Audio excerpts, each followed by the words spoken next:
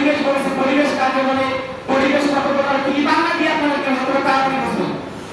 আমরা অনেকেই বলেছি পরিবেশ তিন প্রকার: সামাজিক পরিবেশ, পারিবারিক পরিবেশ, প্রাকৃতিক পরিবেশ। আবার কোনো বই লেখা আছে পরিবেশ তিন প্রকার, একটা আছে প্রাকৃতিক পরিবেশ ও সামাজিক পরিবেশ। আচ্ছা, এখন লাইনে আসুন, প্রাকৃতিক পরিবেশ কাকে বলে, সামাজিক পরিবেশ কাকে বলে? এই দুইটা যদি আমরা বুঝি, ওই দুই স্কুলের মাস্টার হয়ে থাকে, আমার মনে হয় যে আল্লাহর সাথে কখনো শেয়ার করতে পারে না, কারণ তার ভিতরে আল্লাহর ভয়ে নাই। এই প্রাকৃতিক থেকে মানুষের সাথে তুলনা করতে কথা বলেন ঠিক কিনা? প্রথম নম্বর কথা, প্রাকৃতিক পরিবেশ কাকে বলে আর সামাজিক পরিবেশ কাকে বলে? আমাদের সমাজে যা কিছু দেখা যায়, গাছপালা, নদী, নালা, খাল-বিল, এই সবগুলি কিন্তু আমাদের সামাজিক পরিবেশ। আর সামাজিক পরিবেশ যদি সবগুলোই হয়, তাহলে প্রাকৃতিক পরিবেশটা কি? এই প্রাকৃতিক পরিবেশটা আকাশের তাপ, সূর্য, তারা, অর্থাৎ মানুষ যেটা তৈরি করতে পারে আল্লাহর দেওয়া জ্ঞান থেকে, এটা হচ্ছে সামাজিক পরিবেশ। এই যে মসজিদ দেওয়াকে আল্লাহ তুলে দিছে, কথা বলে আল্লাহ তুলে দিছে। এই যে ফ্যানটা ঘুরতেছে আল্লাহ কি তুলে দিছে? এটা আমার সামনে কেটে এটা আল্লাহ কি আমাদেরকে বানায় দিছে? না, আমরা নিজে বানাইছি। অর্থাৎ মানুষ যেটা বানাতে পারে, মানুষ যেটা হাত দিয়ে তৈরি করতে পারে, এটা বলা হয় সামাজিক পরিবেশ। কিন্তু এই সামাজিক পরিবেশটা বাস্তবায়ন করতে গেলে আল্লাহর দেওয়া প্রদত্ত জ্ঞান বান্দাকে থাকা লাগবে, কথা বলেন ঠিক কিনা? আল্লাহ যতক্ষণ বান্দাকে তার পক্ষ থেকে জ্ঞান দিবে না, ততক্ষণ পর্যন্ত বান্দা সামাজিক পরিবেশ তৈরি করতে পারবে না, কথা বলেন ঠিক কিনা? আর প্রাকৃতিক পরিবেশ যেটা মানুষ কখনো সম্ভব না, মানুষ যেটা কখনো করতে পারে না, সেটাকে বলা হয় প্রাকৃতিক পরিবেশ, কথা বলেন ঠিক কিনা?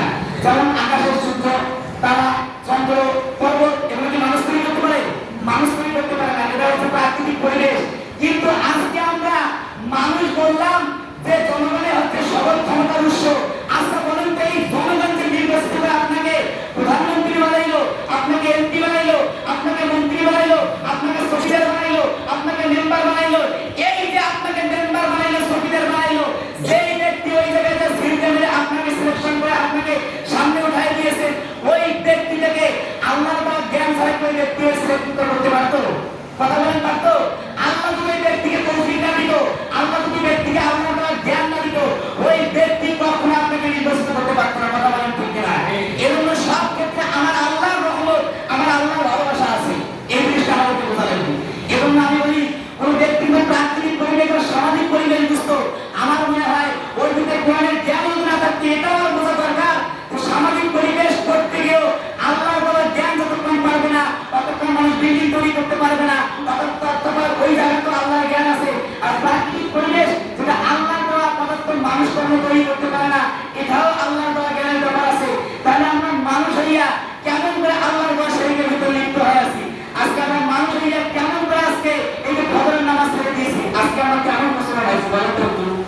আমাদের ভিতরে এতটুকু জ্ঞান আমাদের ভিতরে এখন নাই।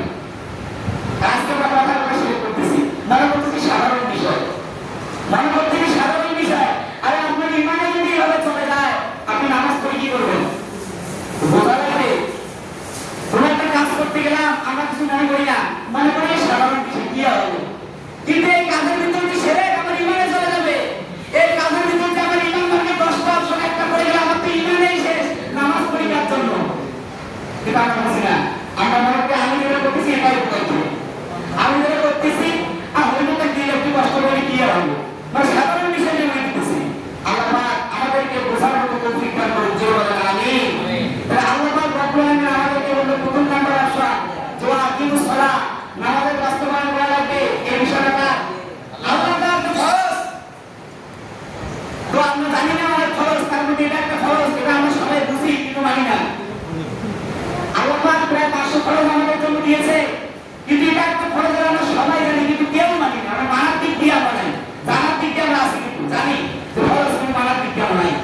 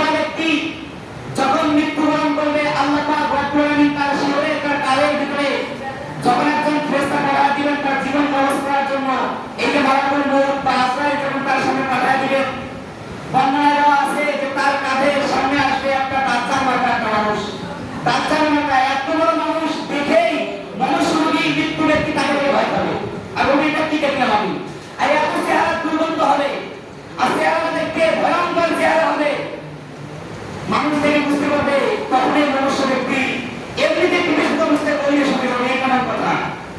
এ দুনিয়ার জন্য শুনে যাবে, মৃত্যু থেকে শুনে যাবে। তখন আল্লাহ পাক রব্বুল আলামিন ওই ফেরেশতাকে বলবে, তুমি তাকে গ্রাস করো। তখন ওই ফেরেশতাটা তাকে গ্রাস করবে। ইয়া আইয়ুহান নাফসুল মুতমাইন্নাহ, হে প্রশান্ত আত্মা, উখরিজি ইলা আযাবিল্লাহ, রূহকে নিয়ে আযাব এবং গজবের দিকে, মানে আল্লাহ জাহান্নামের দিকে, বলেন নাউজুবিল্লাহ।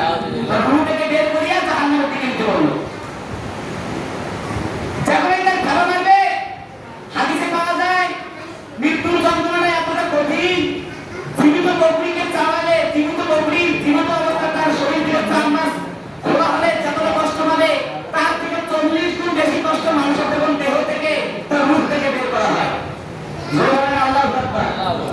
তাই কিভাবে আপনি দুনিয়া জমিনে তো ফেল, যখন আপনার জীবনটা বের করা হবে তখনই তো আপনি ফেল। আর যে ব্যক্তি না ফজরের নামাজ পড়ছেন বা নামাজের সাথে সম্পর্ক আছে, আল্লাহ প্রদত্ত আইনকে সম্মান করেন, তখন আল্লাহ পাক ওই ব্যক্তির জন্য সুখবর দিয়েছেন যে ইয়া আইয়াতুহান নাফসুল মুতমাইন্নাহ, হে প্রশান্ত আত্মা, উখরিজি ইলা মাগফিরাতিল্লাহি ওয়া রিদওয়ানিহি। বুখারীর বর্ণনা, বানানো কথা বলবো না, বলছে যে উখরিজি ইলা মাগফিরাতিল্লাহি ওয়া রিদওয়ানিহি, চলে আসো আত্মা, তোমার কোনো টেনশন নাই, তোমার কোনো দুশ্চিন্তা নাই। ফেরেশতাকে ডাকতে বলে, ফেরেশতা খবরদার, আমার ওই জান্নাতের একটু রূহ তোমার হাতে নিবে না, ওই জান্নাতের ব্যক্তির রূহ যাও জান্নাত থেকে একটা কাপড় নিয়ে এসো, সুগন্ধি মাখা কাপড়, ওই কাপড়ের ভিতরে আমার জান্নাতের একটু রূহ নাও, নাওয়ার পরে আমার এই জান্নাতের একটু রূহটাকে এই নিয়ে আমার জান্নাতে তুমি নিক্ষেপ করে দাও। বলেন সুবহানাল্লাহ। এই দুনিয়াতে আপনার শাস্তি এবং শান্তি, আপনি দুনিয়াতেই শাস্তি এবং শান্তি পাবেন যদি আপনার নামাজের সাথে সম্পর্ক করেন, কিন্তু নাই।